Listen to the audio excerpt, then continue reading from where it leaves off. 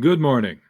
I hope everybody's warmed up a little bit from last weekend, and I hope everybody's looking forward to this weekend and warmer weather still, I hope. Today, we're going to take the second part of the immortal life of Henrietta Lacks, and we're going to run through what I think is a key dichotomy in this book. And one of the things that I think runs throughout the book and something that perhaps needs to be talked about more than some of the more overt things that happen in the book. First, just a quick reminder that today it's Group A in class. Monday, it's the writing lab, Aaron, Jonah, Dalen, and Rachel. Wednesday, is Group B. Next week, Friday, is Group A. And there's the page numbers. As far as the reading assignments go, please keep up. Even if class or the video presentation switches to some writing, keep up on the reading because everything will build on what we're doing with the writing and the reading, excuse me. Dichotomy. Dichotomies divide things into two equal and contradictory parts. Or as the thing says, two opposing groups. So the us versus them is a dichotomy. Black and white are a dichotomy. Wet and dry are dichotomies. The definition that I stole from the interwebs goes on to discuss good and evil, real and imaginary, savage and civilized. All of those terms are dichotomies. Okay? And a lot of them, you cannot have half measures. One of the great short stories of all time is a James Thurber short story, and The Lady or the Tiger. And in that short story, it's a semi-barbaric king. Well, you can't really be semi-barbaric. It's either barbarism or civilization. And so I think when you take a look at dichotomy, it's important to remember that it's one or the other. And obviously, I think the most famous dichotomy we come across is the yin and yang, the yin and yang, the white and black inside the circle. Skloot sets up a dichotomy when she talks about herself and Deborah. And I believe this was on page 7.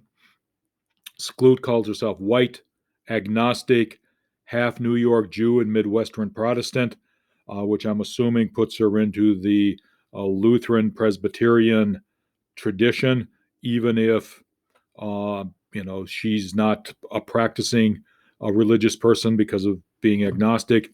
Religion made her uncomfortable, and she's a science journalist who referred to all things supernatural as woo-woo stuff. Okay? Deborah was a deeply religious African American Christian. She tended toward preaching, faith healings, and sometimes voodoo. None of that's part of the Midwestern Protestant tradition. She believed in that Henrietta's spirit lived in her cells, controlling the fate of anyone who crossed its path, including Skloot. All right? So there's a huge belief in the supernatural as opposed to a science journalist. And so you have the dichotomy where it's tough to, if not impossible, to be both things at the same time.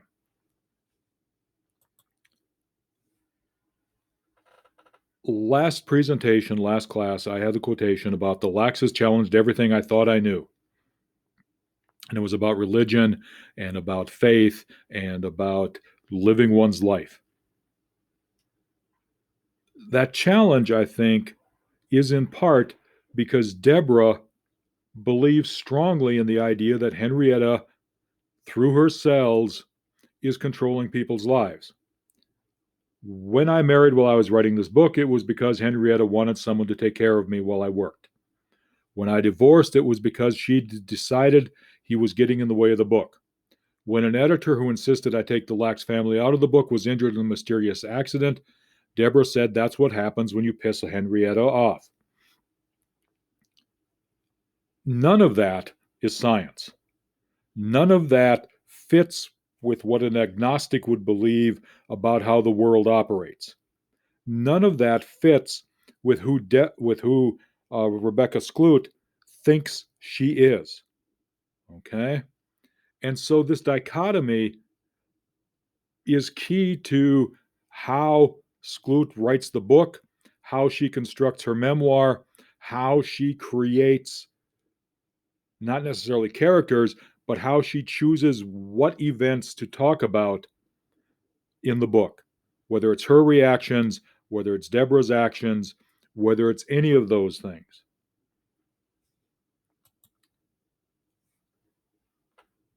If you begin with this idea of coincidences, all right, she married while writing the book, she divorced while writing the book, stuff happens.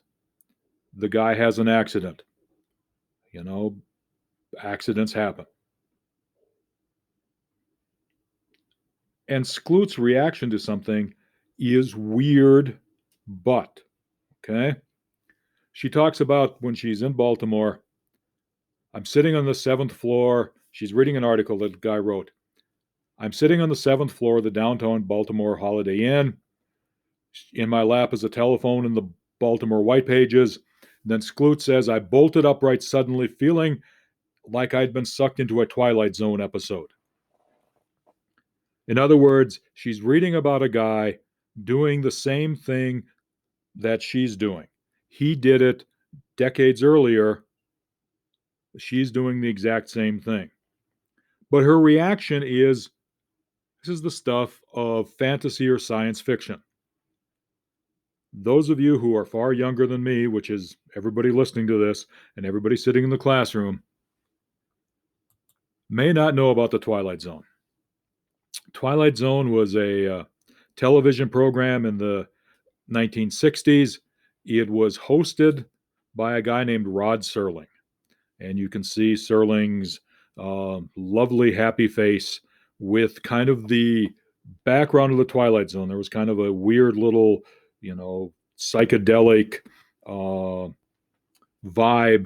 behind Serling as he would talk.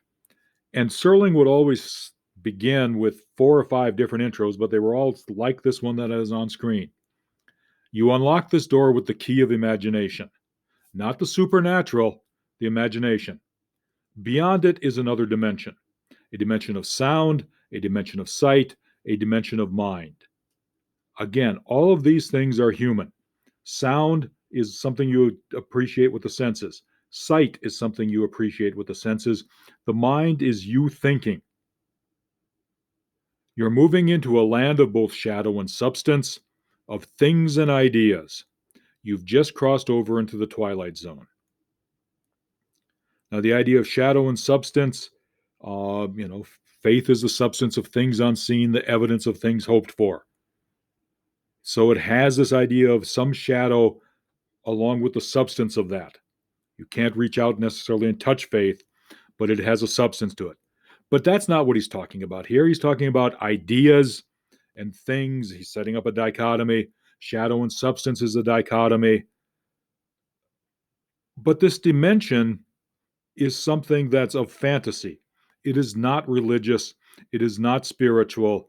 It is a fantasy thing that allows a what if thought experiment that a lot of the Twilight Zone episodes leaned toward.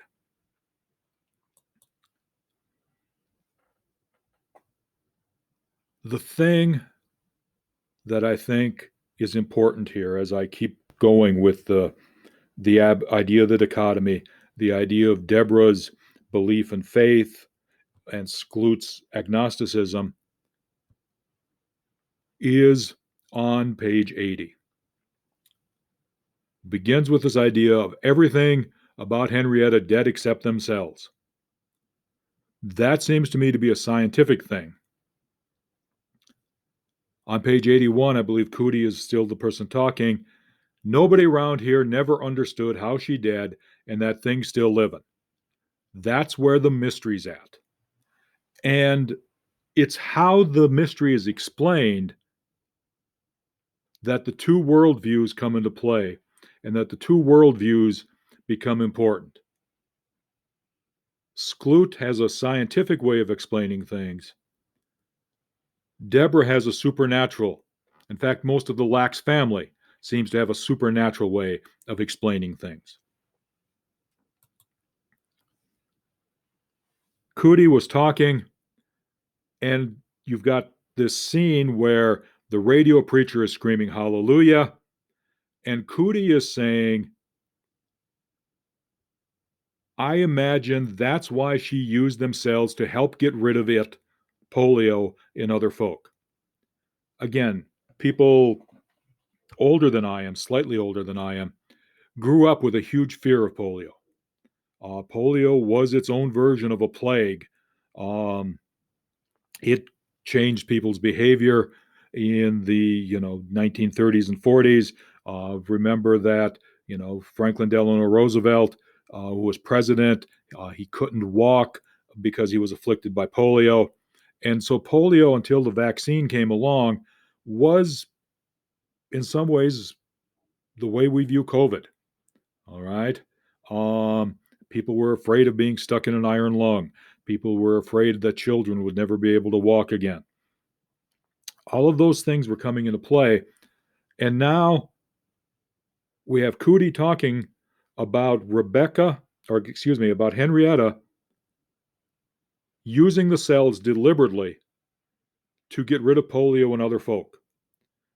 Even though she is dead, even though the cells don't seem to be able to have a thought of their own or an idea of what they're going to do on their own, he is giving them a supernatural power to think, to act on those thoughts, and to do things because that's what they want to do.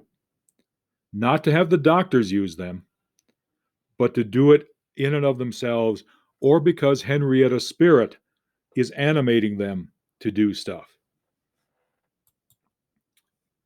And then Cootie goes on to talk about the idea of doctors say they never heard of another case, and then there's a man-made or spirit-made dichotomy here, and he doesn't know if it's Henrietta's spirit or if a doctor did it, but he's positive that spirits exist. He's positive that spirits walk through Laxtown. And as he is doing this, it seems to me that Skloot has to be thinking, this is woo-woo stuff. This is frightening stuff. This is stuff that makes no sense. And yet for Cootie, it is as real as the cells. It is as real as any building in Laxtown. It's as real as the polio that afflicted him. That a spirit was in his house, and that a several-ton headless hog spirit with no tail, clanking as it walked, went through Laxtown and haunted the town. We're dealing with two different worldviews here. I keep emphasizing that, and I don't want to beat the dead horse too much. But I think that the impossibility of reconciling those worldviews is key to the conflict that Skloot feels as the author and as is in her memoir, and that the Lax family feels as they're dealing with science and all of the things that they don't understand about science and about the cells. I'm going to commit philosophy without a license. Charles Taylor, who wrote a book called The Secular Age, that speculates that we did not have to move from the enchanted view that's on the screen to the secular view that I believe the vast majority of Americans have right now. Writes about what he calls a buffered and a porous self. And he talks about the fact that 500 years ago, people lived in an enchanted world. And again, remember that in the 1690s in Salem, Massachusetts, people were hanged, one person was pressed to death, and one dog was hanged for being a witch. Okay? The enchanted world was one in which the forces could cross a porous boundary and shape our lives, psychic and physical. One big difference between us and them is that we live in a much firmer sense of the boundary between self and other. We are buffered selves. We have changed. In other words, we seem to think that there's a hard boundary between this place and the Twilight Zone, and that it's fiction that we can kind of cross over. Our ancestors, 500 years ago or more, believed that that border was porous, and spirits could cross, so that headless hog spirit could actually come across. A guy named Alan Jacobs tries to elaborate a little bit on Taylor's thesis. The porous self is wide open to a range of forces from the divine to the demonic, and the buffered self is protected and says that it is outside of or away from those forces. On one hand, you have Jacobs, and on the left side of the screen, you have Deborah, or excuse me, on the right side of the screen, you have Skloot, not Jacobs, Skloot, and on the left side of the screen, you have Deborah and Cody. The porous self, according to Jacobs, says that it's full of life, that there's plenty of meaning out there, but it's a little dangerous. So you get fullness, but danger. All right. And the fact is that one's very being, or in Cody's case, one's home, can be the context among powerful forces that give life, that animate. The buffered self has bulwarks. All right. And it's safe, but it can feel empty. And in some ways, I think there'll be passages where Skloot will talk about her life being fuller because of the laxes. What I think is in this book that's important is what Jacobs calls oscillations. He talks about individuals and cultures oscillate between the porous and buffered condition. And I think not only does it happen within the book, between the characters as they go back and forth, I think it's happening culturally in the United States in the past 10, 15 years that we're oscillating between porous and buffered conditions. And it's the contest between being safe and being fulfilled. And how people escape from this oscillation, how people find protection without emptiness, I think is something that the book can't answer, but I think it too is a question that the book asks. So, one of the things I think I want you to do as you're reading is go just beyond who does what to whom and start thinking about how do the individual's worldviews, their views, whether it's a porous boundary or whether it's a buffered boundary, affect how they think, how they act, how they react, how they speak. I think it's a layer through the book that's below the obvious, but I think it's one of the most important layers throughout the book. As we wrap things up, there's a daily writing. And one of the things that I think as we deal with as we go through this book is we're relying on people's reports of things. And one of the questions people have is, did George Gay ever meet Henrietta? And Skloot on page 66 says only one person says that it happened. So what I want to know is, do you believe this happened? Why or why not? And does it matter? So George told me he leaned over Henrietta's bed and said, your cells will make you immortal. Hence the immortal life of Henrietta Lacks. He told Henrietta her cells would help save the lives of countless people, and she smiled. She told him She was glad her pain would come to some good for someone. Did this event happen? Why or why not? This is your opinion. There's no right or wrong answer here. Just did it happen? And does it matter whether or not it happened? Hope everybody has a good weekend. Remember who's coming to class on Monday. It's just the four of you. And remember the rotation for Groups B and Group A next week. Okay? Thank you very much. And we'll see four of you on Monday.